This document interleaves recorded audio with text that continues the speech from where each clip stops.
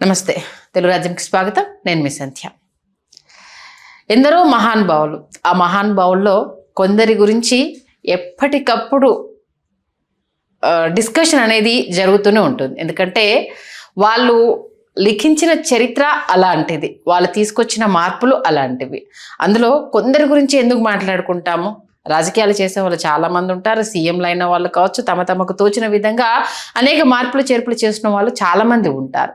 కానీ మన తెలుగు రాష్ట్రాల్లో ఒక వ్యక్తి గురించి ఎక్కువగా చర్చ ఎప్పుడు జరుగుతూనే ఉంటుంది. అంటే ఆయన రాజకీయాల్లోకి వచ్చిన తర్వాత, రాజకీయాలకు రాకముందు, వచ్చిన తర్వాత, ఆయన సీఎంగా అయిన తర్వాత ఆయన తీసుకున్న కొన్ని నిర్ణయాత్మక మార్పులు కావచ్చు, ఆయన పర్సనల్ జీవితంలో ఎదురైన అనుభవాలు కావచ్చు, ఆయనకు జరిగిన వెన్నుపోట్లు కావచ్చు, ఆ తర్వాత దాన్ని ఎదుర్కోలేక ఆయన ఎలా అస్తమించారో అన్న విషయం కావచ్చు, ఇలాంటివి అనేకము ఆయన చుట్టూ తిరుగుతూ ఉంటాయి. ఇప్పటికే మీకు అర్థమైపోయి ఉంటుంది. నట విశ్వవిఖ్యాత నందమూరి తారక రామారావు గారు మన ఉమ్మడి ఆంధ్రప్రదేశ్ మాజీ ముఖ్యమంత్రి వర్యులు. ఆయనను ఎందుకు ఇంతలా గుర్తుపెట్టుకుంటారు? సినిమా వ్యక్తి రాజకీయాలకు వచ్చి ఏం చేస్తాడు అనుకున్న వాళ్ళకు ఎలాంటి సమాధానాలు చెప్పారు, ఇవన్నీ మనందరికీ తెలిసిందే. మరొక్కసారి వాటి గురించి చర్చించే ప్రయత్నం చేద్దాం. చరిత్రకారులు, సినీ రాజకీయ విశ్లేషకులు చిలకడ శ్రీకాంత్ గారు మనతో ఉన్నారు. ఆయన మాటల్లో. శ్రీకాంత్ గారు నమస్తే అండి. నమస్కారం సంధ్య గారు. నిజంగా సినిమాల్లో ఆయన ఎలాంటి సెన్సేషన్స్ క్రియేట్ చేశారు, ఆయన లాంటి మరొక వ్యక్తి పుట్టినా ఆయనలాగా ఎవరు చేయలేరు, ఆ రికార్డ్ని ఎవరు అసలు టచ్ కూడా చేయలేరు, అదందరికీ తెలిసిన విషయమే.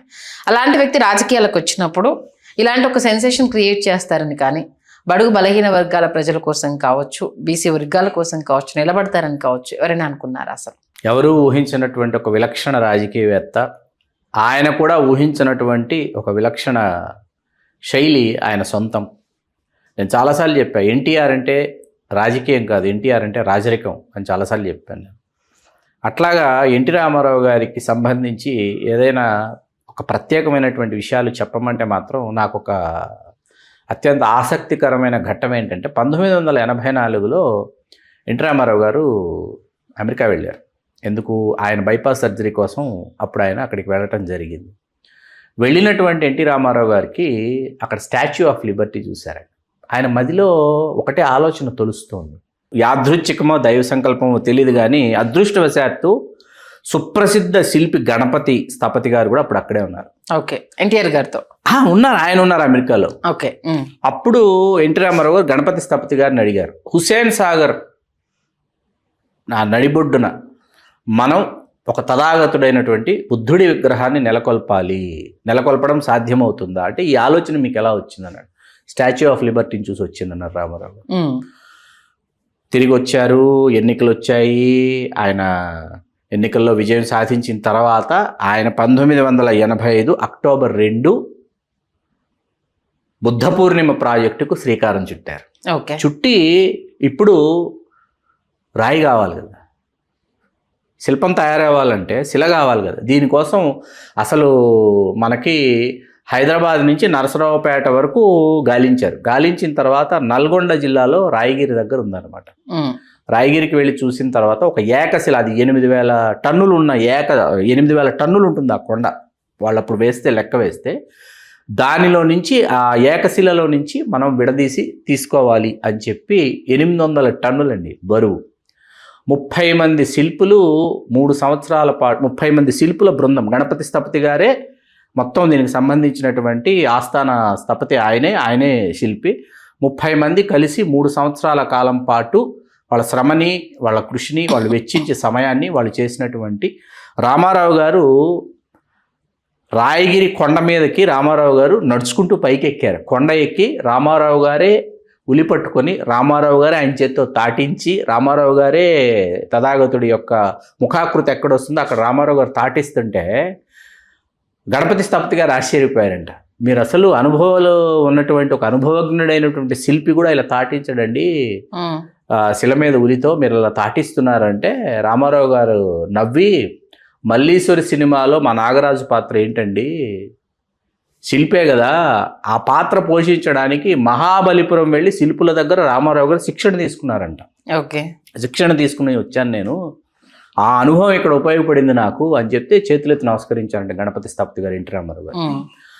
ఇక్కడ విచిత్రమైన విషయం ఏంటంటే పూర్తి అయిపోయిన తర్వాత ఇక్కడ ఉన్నటువంటి జిబ్రాల్టర్ రాయి మీద పెట్టాలన్నమాట. దీన్ని జిబ్రాల్టర్ రాయి మీదకి తీసుకొచ్చి దీనిని ప్రతిష్ఠించాలి. ప్రతిష్ఠించడానికి మీకు ఏం జరిగిందంటే అప్పటికి ఇంత బరువు ఉన్నటువంటి, ఇంత వెయిట్ ఉన్నటువంటి శిల్పాన్ని 60 కిలోమీటర్ల దూరంలో ఉన్నటువంటి రాయగిరి నుంచి తీసుకురావడానికి ఎటువంటి వాహనాలు లేవు. ఆ బరువుకి ఏ వాహనం మీద తీసుకురావాలనుకున్నా రోడ్లే కుంగిపోవచ్చు. అటువంటి పరిస్థితి. అన్ని టన్నుల బరువు ఉంది. దానిని తీసుకొని రావాలి. ఎలా తీసుకొని రావాలి దీన్ని అంటే ఉత్తరప్రదేశ్కి చెందినటువంటి ఒక కంపెనీ వాళ్ళు ఏం చేశారంటే టెండర్, ఎవరు దీన్ని తీసుకొచ్చి జాగ్రత్తగా వాళ్ళు ఒడ్డునే చేరుస్తాం, జిబ్రాల్టర్ రాయి మీదకి చేర్చడం కాదు, ఒడ్డునే చేరుస్తాం, హుస్సేన్ సాగర్ ఒడ్డున జిబ్రాల్టర్ రాయి మీదకి చేర్చడం మా పని కాదంటే ఫ్లోటీల్స్, పండ్స్, లాంచీలు ఇట్లా వీటి మీద దీన్ని తీసుకెళ్ళి దాని మీద ప్రతిష్ఠించాలని నిర్ణయించుకుని ఈలోపు 2 కోట్ల రూపాయలకి ఒక కంపెనీ టెండర్ పాడి 2 కోట్ల వ్యయంతో వాళ్ళు 2 కోట్ల రూపాయలకి ఏం చేశారంటే వాళ్ళు 192 చక్రాలు ఉన్నటువంటి ఒక వాహనం తయారు చేశారు. వాళ్ళు తయారు చేసి దాని మీద తీసుకొచ్చారు. ఇరుసులు అన్నీ పెట్టి జాగ్రత్తగా ఈ టెండర్ పాడటం, టెండరు అయిపోవటం, ఇదంతా అయిపోయేలోపు ఎన్నికలు వచ్చేసినాయి. ఎన్నికలు రావటం, ఎన్నికలు అయిపోవటం, ఎన్టీ రామారావు గారు ఓడిపోవటం, డాక్టర్ మర్రి చెన్నారెడ్డి గారు ముఖ్యమంత్రి కావడం చక సాగిపోయినాయి అనమాట. అయిపోయిన తర్వాత ఇప్పుడు ఇది ఎవరి ప్రభుత్వంలో ఇది ఇప్పుడు జరగాలి? కాంగ్రెస్ ప్రభుత్వంలో. వీళ్ళు తీసుకొచ్చి ఒడ్డును పెట్టారు. పెట్టిన తర్వాత ఒక ఇంజనీర్ గారు, ఆయన పేరు నాకు తెలియదు, అది చాలా అద్భుతమైన సూచన ఇచ్చారు. జిబ్రాల్టర్ రాయి వరకు హుస్సేన్ సాగర్లో రోడ్డు వేసేద్దాం అన్నాడు ఆయన. ఆ రోడ్ మీద నుంచి తీసుకువెళ్ళిపోతే ఈజీగా ప్రతిష్ఠించవచ్చు అని చెప్పాడు. కానీ అక్కడ దాకా మళ్ళీ రోడ్డు వేయడం ఒక ఖర్చు ఎందుకని చెప్పి చేయలే. అక్కడ ఉన్నటువంటి బృందం ఏదైతే ఉందో, పర్యవేక్షకులు కావచ్చు, ఇంజనీర్లు కావచ్చు, అత్యుత్సాహంతో తీసుకువెళ్ళి దీన్ని ప్రతిష్ఠించాలని ఫ్లోటీల్స్ అంటారు. ఆ ఫ్లోటీల్స్ వాటి మీద తీసుకెళ్తుండగా బుద్ధ విగ్రహం కాస్త హుస్సేన్ సాగర్లో పడిపోయింది. పడిపోవడంతో పాటు కార్మికులు పడిపోయారు, దీన్ని తీసుకొచ్చినటువంటి హెల్పర్స్ వాళ్ళు ఉంటారు, వాళ్ళు మునిగిపోయారు, కెమెరామెన్లు మునిగిపోయారు, చాలామంది చనిపోయారండి అప్పుడు. అవునా? చనిపోయారు. దొరకలేదు అసలు. కొంతమంది గల్లంతు అలా అయిపోయి తర్వాత ఎప్పుడో దొరికినాయి. అలాంటి ఒక దుస్థితి. ఆయన ఇప్పుడు చెన్నారెడ్డి గారు లేరు, ఆంధ్రప్రదేశ్లో లేరు. ఆయన ఎక్కడ ఉన్నారు? ఆయన హుటాహుటిన ఆయన బయలుదేరి వచ్చిన తర్వాత దీన్ని ఎలా ఏం జరిగింది మొత్తం మానిటరింగ్ అనమాట. రామారావు గారు శాసనసభలో, రామారావు గారు ప్రతిపక్ష నాయకుడు కదా, ఆయనకు అన్నిటి పర్యవంతం అయిపోయారు. రామారావు గారు, నా బుద్ధదేవుణ్ణి, నా తథాగతుణ్ణి ఇట్లా మీరు నీటిపాలు చేస్తారా? మా కళల సౌధం అది, స్టాచ్యూ ఆఫ్ లిబర్టీ లాగా 58 అడుగులు పొడవు, 21 అడుగులు వెడల్పండి, 800 టన్నులు బరువు అనమాట. ఇట్లా చేస్తారా మీరు? రామారావు గారు కన్నీటి పర్యంతం అయితే కాంగ్రెస్ శాసనసభ్యులందరూ ఆయన మీదకి ఎదురుదాడిలాగా వెళ్ళిపోయారు, అటాక్ లాగా వెళ్ళిపోయారు. ఎన్టీ రామారావు గారు కళ్ళీళ్ళు పెట్టుకుంటే ఎగతాళి చేశారు. రామారావు గారు చాలా బాధపడ్డారు. అయిపోయిన తర్వాత ఈనాడులో కార్టూన్లు అనమాట. ఎన్టీ రామారావు గారు హుస్సేన్ సాగర్ దగ్గరికి వెళ్ళి, ఇప్పటికీ ఆ కార్టూన్ నాకు గుర్తొస్తే నవ్వు వస్తుంది. రామారావు గారు ఇలా వంగి, లోపల ఎక్కడ బుద్ధదేవుడు అలా పడిపోయి ఉంటుంది ఆ విగ్రహం. రామారావు గారు వచ్చి, ఓ నా జషములారా, ఓ నా వృశ్చికములారా, ఓ నా కర్కాటకములారా, మీరైనను నా బుద్ధదేవుని పైకి తీసుకురండి అంటే ఈ చేపలు, తేళ్ళు ఇవన్నీ ఉంటాయి కదా, ఇవన్నీ రామారావు గారిని ఇలా చూస్తుంటాయి అనమాట. ఇట్లాంటి ఒక కార్టూను. వాస్తు పండితులైతే వాస్తు సరిగ్గా లేకపోవటం వల్లే ఇలా జరిగింది. గౌరి తిరుపతి రెడ్డి గారిని ఒక వాస్తు పండితులు ఉండేవారు. ఆయన బుద్ధ విగ్రహం వాస్తు ఆగ్రహం అని ఒక పుస్తకం రాస్తే సూపర్ సేల్స్ అనమాట పుస్తకం ఆ రోజుల్లో. ఈ లోపల ఏం చేశారు, అసలు బుద్ధుడు ఎలా ఉన్నాడు, లోపల విరిగిపోయిందా, ఏమైపోయిందని గజయితగాళ్ళని ఇచ్చి పంపించారు. ఆక్సిజన్ అయ్యి పెట్టి వాళ్ళకి మాస్కులు లోపలికి పంపించారు. వాళ్ళు వెళ్ళి చూసి ఏమీ కాలేదు, చిన్నవేవో ఇవి నొక్కుకుపోయినాయి, వాటిని సరిచేయొచ్చు అని వాళ్ళు చూసి వచ్చి చెప్పిన తర్వాత చెన్నారెడ్డి గారి ప్రభుత్వం దిగిపోయి జనార్దన్ రెడ్డి గారు ఎవరో ముఖ్యమంత్రి అయిన తర్వాత కానీ బుద్ధదేవుడిని పైకి తీసుకురాలేకపోయారు, ప్రతిష్ఠించలేకపోయారు.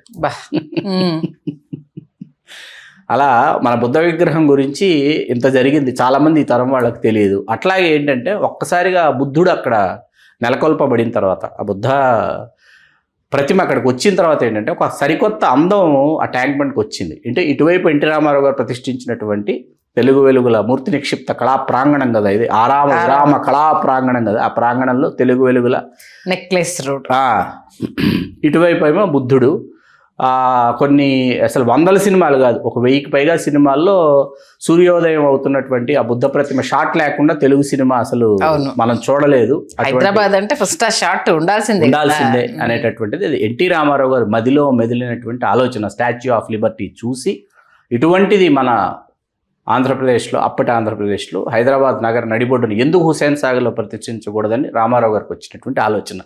దాని వెనకాల ఇంత కథ ఉంది. ఓకే, ఆ తర్వాత అంటే ఆఫ్టర్ మర్రిచెన్నారెడ్డి గారి తర్వాత జనార్దన్ రెడ్డి గారు, ఆ తర్వాత రామారావు గారు, మళ్ళీ విజయభాస్కర్ రెడ్డి గారు అయిపోయిన తర్వాత రామారావు గారు మాత్రం ప్రతిష్టాపన మహోత్సవానికి రామారావు గారు హాజరు కావటం, రామారావు గారు చాలా ఆనందపడటం జరిగింది. తర్వాత ముఖ్యమంత్రి హోదాలో కూడా రామారావు గారు వెళ్ళారు. ఆ తర్వాత ఇంకా ఎలాంటి నిర్ణయాలు తీసుకున్నారు ఎప్పుడు రాజకీయంగా? అంటే ఆయన పేద ప్రజల కష్టాలను చూసి వచ్చాను అనేసి అన్నప్పుడు, అంటే ఒక హైదరాబాద్కి సంబంధించి ఒక కీ రోల్, నెక్లెస్ రోడ్కి సంబంధించుకోవచ్చు, బుద్ధుడి విగ్రహానికి సంబంధించి, అలాగే ప్రజల పరంగా హైదరాబాద్ పరంగా హైదరాబాద్లో మనకు నిమ్స్ ఏర్పాటు ఒకటండి. మనం ఇప్పటికీ కనీవిని ఎరుగినటువంటి నిర్ణయం ఏదైనా ఉందంటే Nizam institute of medical sciences. అందరూ ఏమనుకుంటారంటే నిజాం పరిపాలన జరుగుతున్న సమయంలో నిజాం ఏమన్నా నలకల్పాయడం అనుకుంటారు కదా. ఎన్టీ రామారావు గారి హయాంలో జరిగినటువంటి ఏర్పాటు అది. అట్లా 1 కాదు 2 కాదు, హైదరాబాద్కు సంబంధించి ఆయన తీసుకున్నటువంటి నిర్ణయాలు. మరీ ముఖ్యంగా చాలా మందికి తెలియని విషయం ఏంటంటే ఆయన ఒక మ్యూజియం నెలకొల్పాలనుకున్నారు. ఎన్టీఆర్ మ్యూజియం అన్నది చాలా మందికి తెలియదు. రోడ్ నెంబర్ 13 బంజారా హిల్స్లో ఇప్పటికీ అది వివాదాస్పదమైనటువంటి కోర్టు సమస్యలలో ఏదో ఉంది ఆ భవంతిలో ఎన్టీ రామారావు గారికి సంబంధించినటువంటి కొన్ని లక్షలాది ఫోటోగ్రాఫ్స్, అట్లాగే రామారావు గారి కాస్ట్యూమ్స్, సినిమాలకు సంబంధించిన కాస్ట్యూమ్స్, ఆర్నమెంట్స్, ఇవన్నీ కూడా ఆ మ్యూజియంలోనే, అవి ఏ పరిస్థితుల్లో ఉన్నాయో తెలియదు, ఆ మ్యూజియంలోనే ఆ భవంతిలోనే ఉండిపోయాయి. అది కోర్టు సమస్యల్లో ఉంది. అట్లాగే చాలా మందికి తెలియని విషయం ఏంటంటే రామారావు గారు అప్పటికి ఆయన రాజకీయ రంగ ప్రవేశం చేసే నాటికి ఆయన ఆస్తిపాస్తులు ఏవైతే ఉన్నాయో ఆస్తిపాస్తులన్నింటినీ ఆయన మొత్తం తన సంతానంలో ప్రతి ఒక్కరికి సమాన నిష్పత్తిలో ఆయన వాళ్ళకి పంచిపెట్టేసి రాసి పెట్టేసిన తర్వాతే ఆయన క్రియాశీలక రాజకీయాల్లోకి వచ్చారన్న విషయం ఎవరికీ తెలియదు. ఓకే, అలాగే ఆయనకంటూ అంటే ఈ అకౌంట్లో ఇంత డిపాజిట్ చేసి ఉన్నారు అన్న అమౌంట్ ఏదైతే ఉందో 75 లక్షల రూపాయలు, అది చివరి నిమిషంలో కోర్టు ఉత్తర్వు ద్వారా చంద్రబాబు నాయుడు గారు చేజిక్కించుకున్నారన్నది అప్పుడు జరిగినటువంటి విషయం. అది తెలుగుదేశం పార్టీ సభ్యత్వం, ₹1 సభ్యత్వం ద్వారా వచ్చినటువంటి అదే ఎన్టీ రామారావు గారికి సంబంధించి ఉన్నటువంటి డిపాజిట్లో, సేవింగ్స్ అకౌంట్లో ఉన్నటువంటి డిపాజిట్ తప్ప, అది కూడా చంద్రబాబు నాయుడు గారు తెలుగుదేశం పార్టీకి సంబంధించింది కాబట్టి పార్టీ చిహ్నమైన సైకిల్ గుర్తు మాది కాబట్టి అది కూడా మాకే చెందుతుందని కోర్టు ఉత్తర్వు ద్వారా తెప్పించుకోవడం రామారావు గారు చాలా కలిసివేసిందని, ఆఖరణ రామారావు గారి అది చివరి వాంగ్మూలం అయ్యి ఉండకూడదు అనుకుంటాం కానీ చివరి వాంగ్మూలంగా వార్తా దినపత్రిక ఇచ్చినటువంటి ఇంటర్వ్యూలో రామారావు గారు తెలియజేసినటువంటి అంశాలు అవన్నీ వీడియో క్లిప్పింగ్స్ కూడా ఉన్నాయి. అది ధర్మపీఠం, జెమినీ టీవీ ధర్మపీఠానికి ఇచ్చినటువంటి వీడియో ఇంటర్వ్యూ అనమాట. ఇట్స్ రికార్డెడ్ ఎవిడెన్స్ అది రామారావు గారికి సంబంధించి. అట్లాగే రామారావు గారి అంత్యక్రియలకు వచ్చినంతమంది అశేష జనవాహిని, తర్వాత మళ్ళీ ఏ నాయకుడికి అంతటి అశేష జనవాహిని హైదరాబాద్ నగరంలో మరొక నాయకుడికి అటువంటి గౌరవం లభించాలి అంతిమ సంస్కారాలకు సంబంధించి. అట్లాగే రామారావు గారిలో ఉన్న గొప్పదనం ఏంటంటే తెలుగువారంటే ఆయనకున్నటువంటి ప్రీతి ఏ స్థాయిలో ఉండేదంటే, అసలు నంద్యాల లోక్సభ నియోజకవర్గం నుంచి పివి నరసింహారావు గారు ఆయన ఒకసారి పోటీ చేసినప్పుడు, తెలంగాణలో మెదక్ నుంచి పోటీ చేసినప్పుడు ఆయన పోటీకి అభ్యర్థిని ఇక్కడ నిలబెట్ల, తెలుగువారు పోటీ చేస్తున్నారు కాబట్టి, ప్రధాన అయినటువంటి తెలుగువారు పోటీ చేస్తున్నారు అనేటటువంటి ఒక నియమానికి ఎన్టీ రామారావు గారు కట్టుబడి ఉన్నారనమాట. ఆయన జీవితం తెరచిన పుస్తకం. అందరూ ఆ పుస్తకంలో తెలియని కోణాలు ఉన్నాయి, తెలియని సంఘటనలు ఉన్నాయి అని అనుకుంటారు కానీ రామారావు గారి జీవితం ఎప్పుడు తెరిచిన పుస్తకమే అండి. ఏ రోజు ఆయన ఏది దాచుకున్న దాఖలా లేదు. ఆయన ద్వితీయ కళత్రం లక్ష్మీపార్వతి గారు ఎవరైతే ఉన్నారో వారిని జీవితంలోకి ఆయన ఆహ్వానించినటువంటి ఆ సందర్భం ఏదైతే ఉందో అది ఎన్టీ రామారావు గారి వ్యక్తిత్వాన్ని విశదపరుస్తుంది. ఏ రకంగా అది అంటే కొంత నెగిటివిటీ మూటగట్టుకుంది అదే అంశము, కొంత సానుభూతి తీసుకొచ్చింది అదే అంశం. అంటే ఈ వయసులో ఆయన కోరుకున్నారంటే, ఆయన కోరుకుంటే రంభలు దొరకరా, ఇది పెద్ద పెద్ద స్టార్ హీరోయిన్లు దొరకరా, అలాంటిది ఒక సాదాసీద గృహిణిని చేసుకుంటున్నారు అనేసి అని అంటే అప్పుడు కుటుంబ సభ్యుల మీద వచ్చిన విమర్శలు, ఆ నేపథ్యంలోనే లక్ష్మీపార్వతి దగ్గర అయ్యారన్నది. ఒకవేళ కనుక లక్ష్మీపార్వతి గారు ఎన్టీ రామారావు గారి జీవితంలో రాకపోయి ఉండుంటే ఆయన మరికొన్ని నాళ్ళు ఉండేవాళ్ళు కదా అన్న ఈ అంశాలు కావచ్చు, చాలా ఉంటాయి. రామారావు గారి జీవితంలోకి లక్ష్మీపార్వతి గారు రాకపోయి ఉంటే అప్పటికి ఇంకో 4 సంవత్సరాల ముందే రామారావు గారు పరంపదించి ఉండేవారు. ఆయనకున్న అనారోగ్య కారణాల వల్ల ఆయనకు ఒక తోడు అవసరం. ఆ తోడు కోసమే ఆయన పరితపించారు. ఆ తోడు ఆవిడ కావాలని ఆయన అనుకున్నారు. మీరు అన్నట్టు స్టార్లు కావచ్చు, లేకపోతే రంభలు కావచ్చు, రంభల్ని స్టార్లని ఆయన కోరుకోవాలి. ఆయనకు తోడు కావాలి, ఒక పరిచర్యలు చేసేటటువంటి ఒక తోడు కావాలి, ఒక సహచరి కావాలి అని కోరుకున్నారు. కాబట్టి లక్ష్మీపార్వతి గారు ఆయన జీవితంలోకి వచ్చారు. సరే, ఆవిడ్ని ఏ విధంగా చిత్రీకరించారు, ఎవరు చిత్రీకరించారు, ఎందుకు చిత్రీకరించారు అన్న విషయం గురించి ఆవిడ చాలా ఇంటర్వ్యూలు ఇచ్చారు. దానికి సంబంధించి సినిమాలు, చాలా కథనాలు అవి వెలువడ్డాయి.